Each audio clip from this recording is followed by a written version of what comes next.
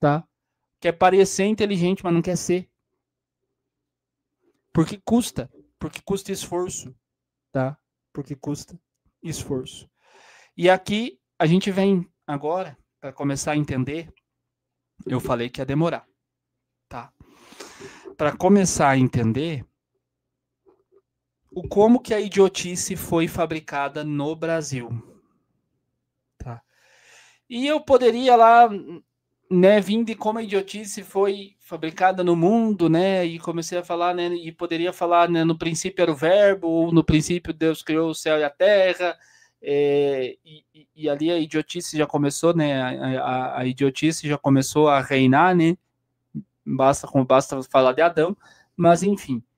Aqui no Brasil, nós temos alguns pontos importantes, que o Brasil ele tem uma fundação jesuítica, uma fundação católica, uma fundação exasperada pelo conhecimento, com vontade de conhecer, uma formação de colégios, criação de colégios, de estudos, e uma vida acadêmica posteriormente muito fomentada pelos jesuítas e tudo mais. Mas o Brasil tem um ponto de ruptura, né? O primeiro ponto é a proclamação da República, a qual nós tristemente celebramos ali no dia 15. Um outro ponto é que a partir dali o Brasil nunca mais se estabilizou. Vocês vejam, a República foi proclamada provisoriamente e ela ficou provisória, sabe até quando? 1993.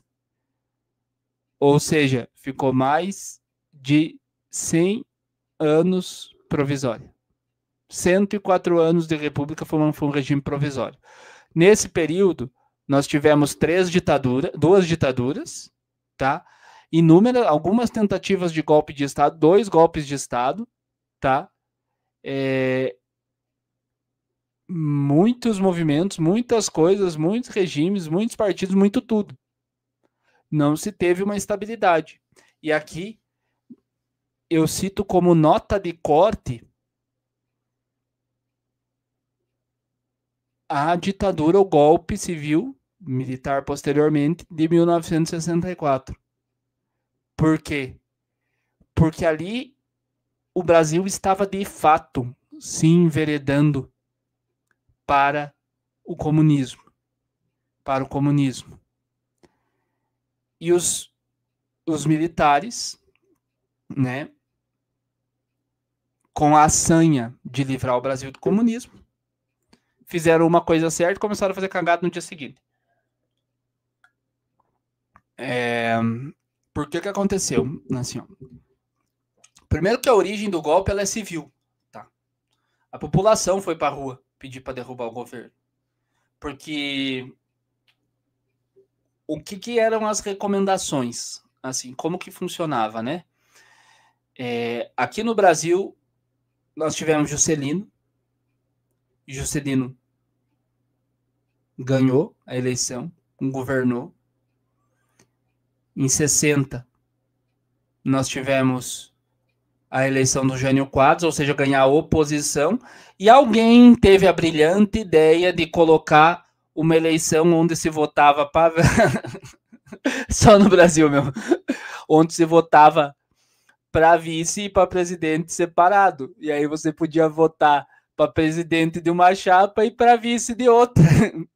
Cara, digam se o Brasil não precisa ser analisado com mais frieza, assim, com mais cautela, porque cara, e daí a gente vê essas idiotices no Brasil, assim, desde tempo de Dantes, assim, e a gente olha pro mundo e o mundo se brasilianiza, assim, do modo, o mundo vai ficando idiota junto, é engraçado, chega a ser engraçado se não fosse, né, chega a ser cômico se não fosse trágico, né? Cara, isso olha, eu fico até sem palavras falar sobre isso. Aí tá, o Jânio era o Jânio, né? Primeira coisa, o Jânio Quadros, né, com seu varre, vassourinha, ele era o Jânio. Tem uma foto dele clássica, que é ele com um pé para um lado, um pé para o outro, o óculos caindo. Essa era a visão política do Jânio. O Jânio não tinha visão política nenhuma. Era um professor de português, de geografia lá, e acabou virando um político bem conhecido.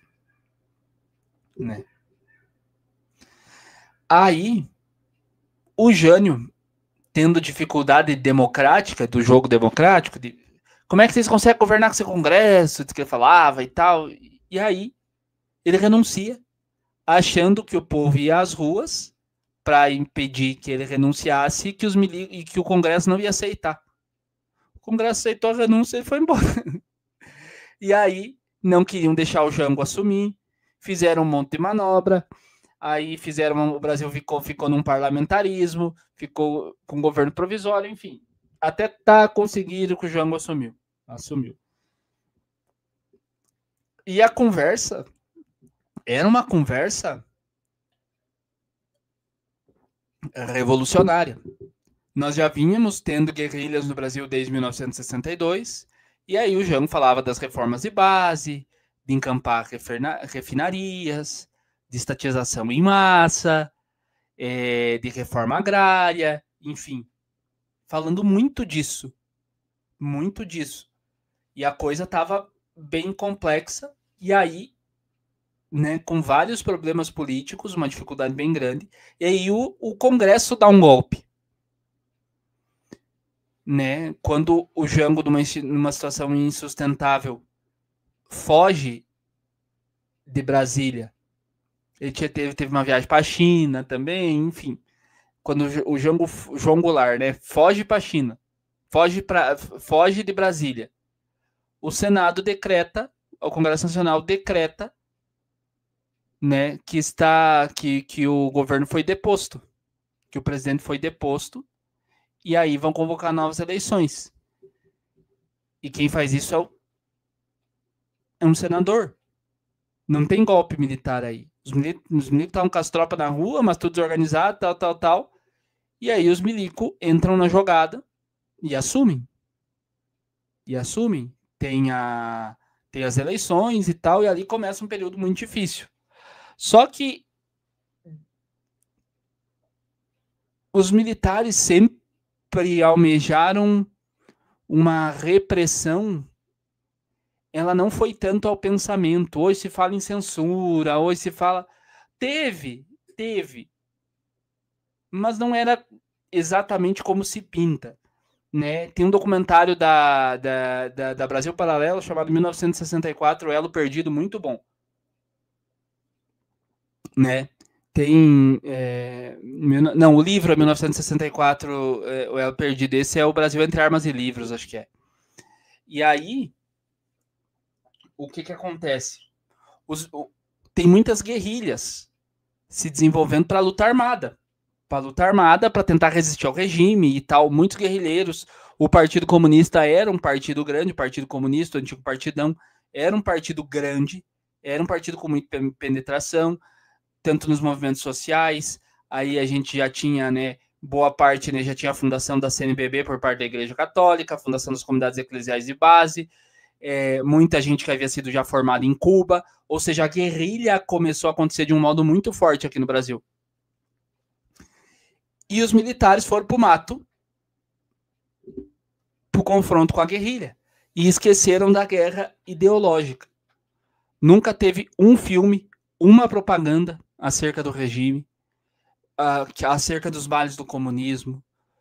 Teve alguns intelectuais exilados, mas exilados e voltaram logo em seguida. Muito foi autoexílio, tipo assim, que os militares estavam na mira dos militares, mas que não aconteceu nada. Nos jornais, acerca da censura, muitas vezes era arriscado, por outro lado, muitas vezes, né, o censor ficava na secretaria do jornal, não podia nem entrar na redação, quem mandava era os comunistas mesmo, e aí o que se entrega para os comunistas poderem atuar? Se entrega a cultura, o show business. Não tem aqueles vídeos do Caetano Veloso cantando lá no festival da Record, antigo? Caminhando contra o vento. Então, tem isso. Entrega-se a cultura, a produção de livros. Gente, nós estamos falando de regime militar. Boa parte das obras sobre teologia da libertação, tratando aqui de Igreja Católica, elas são do período militar. Boa parte das publicações comunistas são do regime militar. Boa parte, essa mudança e essa influência comunista, ela é do regime militar, de bispo abraçando isso em terra, toda essa coisa de bispo indo para guerrilha, padre indo para guerrilha, é do regime militar. Tá? Então, se pinta uma coisa, mas a repressão foi muito mais no campo de guerrilha, mas no campo de publicação, no campo de imprensa, teve um pouco, mas no campo de publicações, no campo acadêmico, no campo cultural, no campo do show business, teve pouquíssima repressão. E não falo repressão de prender, de matar, não falo disso, eu falo de combate, tá? Porque, na verdade, a ditadura militar não deveria nunca ter acontecido. Eles deviam ter convocado novas eleições e segue o bonde e vaza dali, porque eles não têm talento, eles não sabiam o que fazer, eles não têm talento para fazer isso, tá bom? E assim, a ditadura militar ela não combateu a mentalidade revolucionária, ela combateu apenas o comunismo armado. E a mentalidade revolucionária é uma forma psicológica, né? E aqui eu quero bem atenção. Essa mentalidade revolucionária é com base nisso que se molda a nova educação do Brasil. E ela se molda a partir da ocupação de espaço, tá? Que é a nova ideia de fazer revolução dos comunistas. Não é mais caserna. Não é mais pé na porta, não é mais tiro. É hegemonia. É as pessoas serem comunistas sem saberem que são comunistas, tá? E o fundo disso é a mentalidade revolucionária, que é uma forma psicológica, vou ler a definição, de interpretar o mundo à luz de uma criação aqui mesmo de um futuro perfeito. Ou seja, a pessoa se coloca como responsável por criar um futuro perfeito. Há um grupo, há uma elite, eles se colocam a um partido responsáveis por criar uma nova sociedade, criar um grupo, criar uma sociedade perfeita, criar um mundo perfeito. Nisso consiste a mentalidade revolucionária. E este é o grande mal. Este deve ser combatido, a mentalidade revolucionária, deve-se haver uma luta para extirpá-la da sociedade, porque ela é perigosíssima. Porque nenhuma pessoa, nenhum grupo pode arrogar a si o direito, ou mais ainda, a capacidade, ninguém pode arrogar-se a si, ter a capacidade de pensar, planejar e criar um futuro perfeito. Logo, se a pessoa, o grupo, se julga capaz disso, ela se julga no direito de fazer o que for preciso, como os regimes comunistas, matar milhões de pessoas mundo afora para criar este futuro perfeito. Que muitas vezes nem eles sabem qual é. Por quê? Porque não tem como criar um futuro perfeito. Não tem como criar um mundo novo. Nós só temos esse mundo aqui que Deus criou e é esse aqui que nós temos que é com ele mesmo que nós vamos. Tá? E aqui a gente tem um ponto muito importante na questão Brasil, tá? Que é a ocupação das instituições. Conforme eu falei, tá? A ocupação das instituições. Foi tomada da cultura. As músicas, as novelas, os filmes. Tudo. Os artistas. Procurem, gente. Procurem no YouTube a musiquinha da campanha do Lula de 1989.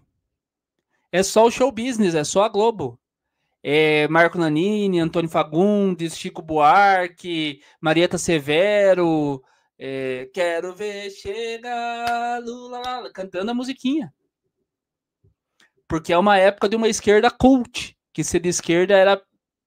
Tanto que na eleição de 89, eu estava até assistindo o documentário Caçador de Marajás esses dias, do sobre a história ali do Fernando Collor até chegar ao governo e até ser deposto e renunciar e tudo mais, que o Collor era o candidato dos pobres, não o Lula, naquele momento. Era até interessante. Tá, você vê essa versão. E essa ocupação de espaço é a que dá origem ao PT, por exemplo. Porque o PT fez a esquerda? Não. A hora que a esquerda não precisar mais do PT, ou que o PT tiver extremamente mais manchado do que já é, eles desfazem o PT e viram outro partido com a mesma coisa, tá? Mas é a ocupação das escolas, das universidades, da mídia, das editoras. O Enio Silveira, dono da editora Civilização Brasileira, responsável por boa parte dos livros escolares, pelo menos na época que eu ia para a escola, tem relatos que ele, quando a editora passava por maus bocados, ele ia no governo militar pegar dinheiro. Isso é combate ideológico? E ali, os militares abdicaram disso. Quando acabou o regime, qual era a única força política que existia ativa e que continua ativa? A esquerda, os comunistas. E com isso, eles tiveram uma ajuda muito importante de um sujeito chamado Paulo Freire, né? Como diria o Rastro, Paulo Freire. Enfim, que é o símbolo da pedagogia esquerdista através da pedagogia do oprimido, que reduz toda a relação humana e o processo aprendizado à estrutura opressor e oprimido. É muito com base na dialética hegeliana de tese, antítese e síntese, tá? Não promove conhecimento, promove ativismo, tá? Ensinava as pessoas a ler o mundo antes de saber ler uma frase. E como é que era isso? Como é que funcionava na prática, Otávio? Vamos lá. Quem é mais antigo aqui que acompanhar isso aqui vai lembrar do Mobral. O Mobral, gente, né, que era o movimento de alfabetização, brasileiro de alfabetização, né, tinha muito dessa ideia paulo freiriana aí de educação. Então, vamos lá. Estou aqui, eu, Otávio, professor, com um grupo de... Tem um operário, industriário, um agricultor, a dona de casa, estou aqui para ensinar eles a ler. Né? Vamos soletrar. Aqui, vamos soletrar comigo. Aqui. M-A-C-H-A-D-O. Machado. Seu fulano, para que o senhor usa machado? Ah, machado eu uso no trabalho e tal, e não sei o que, enfim. Tá, e como é que é a sua condição de trabalho? Quantas horas o senhor trabalha por dia? O senhor não ganha muito pouco? Ou seja, já se começa com um discurso de politização. Esse governo que tá aí, que o teu salário é baixo por causa do governo, por causa do patrão. Já se começa com um discurso de politização a partir disso, tá? Era assim que mais ou menos a coisa funcionava. E o incentivo ao pensamento crítico, a uma educação sem padrão. E não existe aprendizagem sem padrão. Para aprender é necessário ter um padrão. A gente aprende com base em relação a um padrão. O nosso cérebro pensa a partir de padrões. Não existe como ser diferente disso. E o resultado disso, de encontrar essa lógica, é gerar analfabetos funcionais, altamente opinativos. Voltando lá atrás, não sabem ler, não sabem interpretar um texto, não sabem interpretar uma frase, não leem uma manchete do jornal, mas já têm opinião sobre tudo. Tá? Idiotas politizados. Isso daí é que nem no futebol que eu comento com o pai, às vezes, do ruim esforçado, sabe? Eu não gosto de jogador ruim esforçado, porque daí ele é ruim, e daí ele se esforça, daí ele multiplica a ruindade dele com esforço, assim, sabe? É mais ou menos isso. É idiota politizado. Porque desde que querem dar opinião, não sabe, nem conhece. E aqui a gente tem um retrato do brasileiro médio. Ideias toscas sobre tudo e acha ofensa sugerir que ele deveria estudar.